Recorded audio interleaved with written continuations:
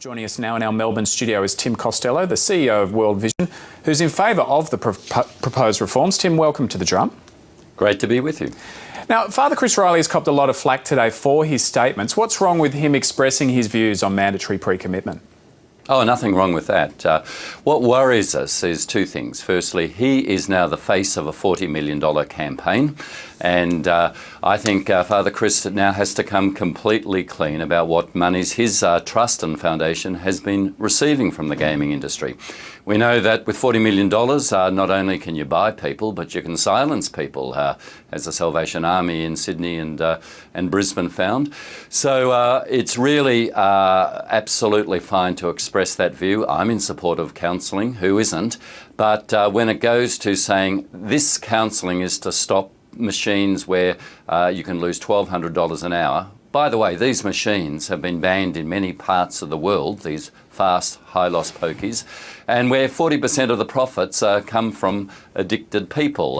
That's $5 billion of $12 billion lost. And really, these machines only exist in Australia for addicts, for problem gamblers. So are you suggesting that he's been bought by the clubs industry?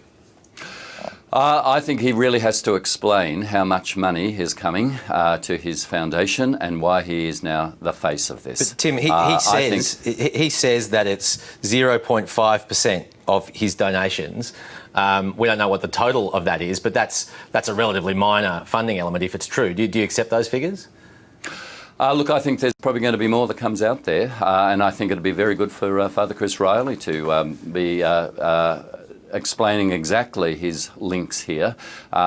And I say that because I'm not saying that he has personally sold out. What I'm saying is that problem gamblers with these dangerous machines need supporters like Australian Catholic Social Services. So in response to Chris Riley today, his own church, Australian Catholic Social Services, that put so much of their frontline work into problem gambling, have completely distanced themselves from him, saying they support pokies reform. They're part of the group that I chair, the Australian Churches Gambling Task Force. They disagree with him.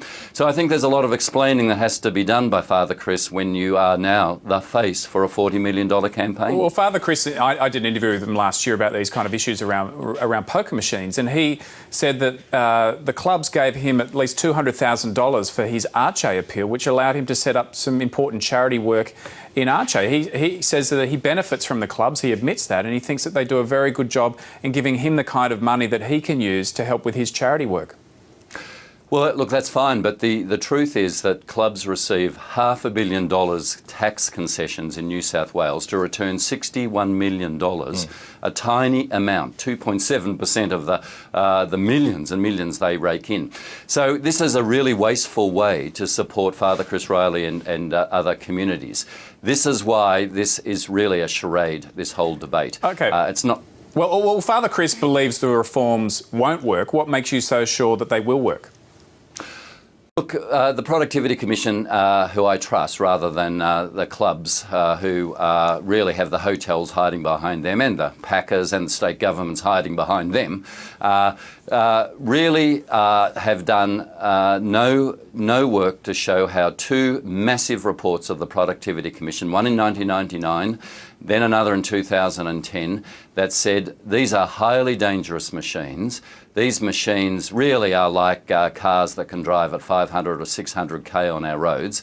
And the Productivity Commission report recommended one of two options, $1 bets, or if you want these high-loss machines, mandatory pre-commitment cards. Now, that's the recommendation not of Andrew Wilkie, not even of Julia Gillard. This is the recommendation of the finest research body, economic research body in this nation. That's why I think this is worth trying.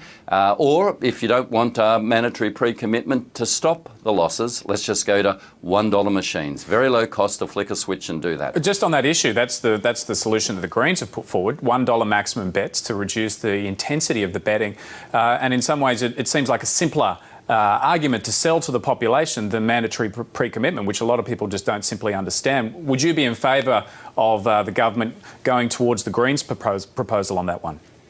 Well, I think to be fair, this $1 bets was first Nick Xenophon's and Andrew Wilkie's proposal, and Andrew Wilkie has said, I put this to the government. They rejected it. They came up with the other Productivity Commission report, mandatory pre-commitments, really as a concession to the industry, saying, we know you make all your money, 40% out of problem gamblers, and you want the high-loss machines. Well, $1 bets will hurt you even more. So, as a concession, we'll let you keep the dangerous machines with this card. Now, Andrew Wilkie has made it very clear that if the government came and said, look, it is all too incomprehensible to the public, $1 bets are simpler. In fact, 9 out of 10 people who play weekly say, that's all we want to play, $1 bets. We're just buying a bit of distraction time at a low cost. I'd be very happy. But I don't actually care what the mechanism that the Productivity Commission has suggested, the one of two. I just want to stop these losses, and these losses are suicides and bankruptcies and kids going hungry.